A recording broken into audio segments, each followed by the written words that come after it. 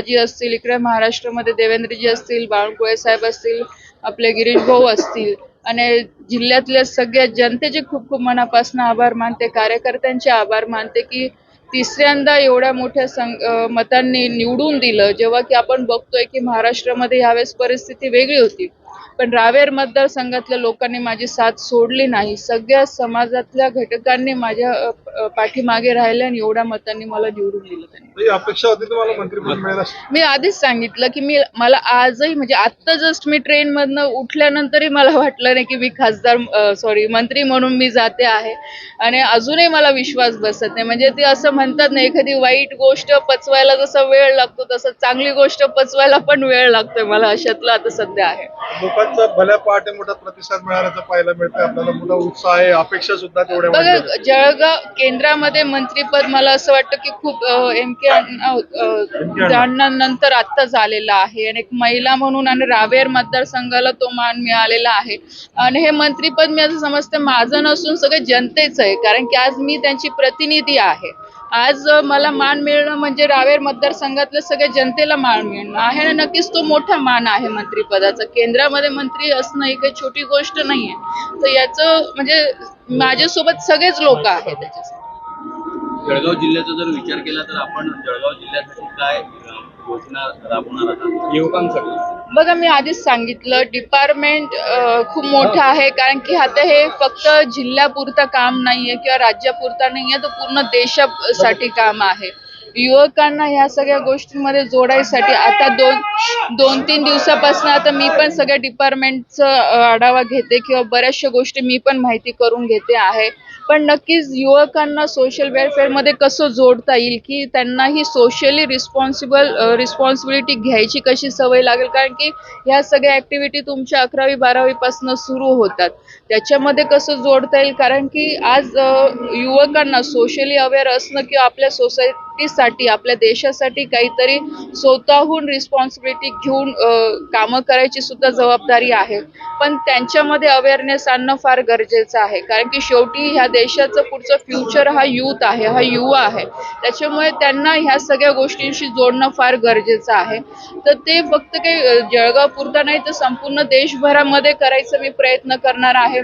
जसं स्पोर्ट्सचं मी सांगितलं की आज आपण बघतो की इंटरनॅशनल याच्यामध्ये ऑलिम्पिकमध्ये आज आपण बघा की एवढे चांगले चांगले प्लेयर आपल्या देशामधनं जात आहे. तर ते सुद्धा ग्रामीण भागापर्यंत त्या सगळ्या ऍक्टिव्हिटी कशा ओढता येतील की जेणेकरून आपल्या ग्रामीण भागामध्ये पण ऑलिम्पिक्स काय आहे आणि तिथे कसं आपण पोहोचू शकतो.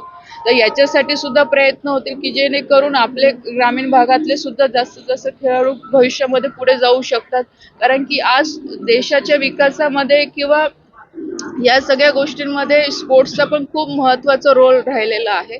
तर त्यासाठी हे सगळ्या गोष्टी आपल्याला करायच्या आणि जिल्ह्याच्या विकासासाठी केंद्रातल्या ज्या काही योजना आहे, कारण सिंचन, जसं मी आधी सांगितलं, सिंचन खूप महत्त्वाचा विषय, सिंचनावर काम करायचं आहे.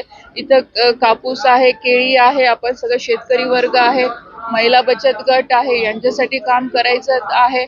नक्कीच मंत्रिपदचा फायदा ह्या सगळ्या गोष्टींना, बाकी डिपार्टमेंटच्या योजना आणण्यासाठी, राज्य सरकारकडनं पाठपुरावा करण्यासाठी त्याचा होईलच. तर त्याच्यामुळे जळगाव जिल्ह्यातील सर्व महाविकास आघाडीतर्फे आपलं स्वागत करत आहे.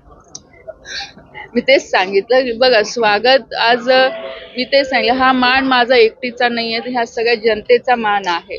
आज सगळ्यांनी माझं स्वागत केलं, त्याच्याबद्दल सगळ्यांचे तर मनापूर्वक मी आभारच मानते. पण मला पूर्णपणे विश्वास आहे की जनता माझ्यासोबत आतापर्यंत जशी राहिली तसं पुढे सुद्धा राहील. आता काही मर्यादा मला सुद्धा येणार आहे. मी म्हणजे मागच्या 4 दिवसापासून तो विचार करते की आता दिल्लीत 4 दिवस राहायचं सांगितलेलं आहे, 3च दिवस मतदारसंघात जा आणि बाकीचंही सुद्धा बघा. त्याच्यामुळे आतापर्यंत एवढ्या दिवसाचं गॅप मी कधी माझ्या मतदारसंघामध्ये मी ठेवलेला नव्हतं. नेहमी मतदारसंघात मध्ये मी राहिलेली होती. आता ह्या सुद्धा गोष्टी बदलणार आहे. तर टाइम मॅनेजमेंट हा पण माझ्यासाठी खूप मोठा विषय, चॅलेंजिंगचा विषय आहे की ह्या 3 दिवसामध्ये मला राज्य पण कव्हर करायचे, बाकीचे बाहेरचे प्रोग्राम पण कव्हर करायचे आहे, मतदारसंघ पण कव्हर करायचा आहे. तर या सगळ्या गोष्टी आहे, पण बघू आता कसं होतं. यामध्ये शरद पवार गटाचे कार्यकर्ते सुद्धा तुमचं स्वागत करत आहेत. मी तेच सांगते, निवडणूक झाल्यानंतर ह्या मतदारसंघामध्ये किंवा जिल्ह्यामध्ये राहणारा प्रत्येक नागरिकाला त्याचा अभिमान आहे. आज भारतीय जनता पार्टीचे कार्यकर्ते असतील ते तर माझे स्वतःचे कार्यकर्ते आहे, माझे घरचे कार्यकर्ते आहे मी असं म्हणू शकते, कारण आमचा शेवटी भारतीय जनता पार्टी परिवार आहे. आज शिंदे गट असेल, राष्ट्रवादी गट असेल, RP असेल, तो आमचा घटक पक्ष आहे, मनसे तो पण आमचा घटक पक्ष आहे. आणि शरद पवार गटातले जे कार्यकर्ते असतील तर मला असं वाटतं ही चांगली गोष्ट आहे की आज ते सुद्धा माझा सत्कार करतायत. आज त्यांना पण आपल्या जिल्ह्याला मंत्रिपद मिळालेलं याचा आनंद असेल.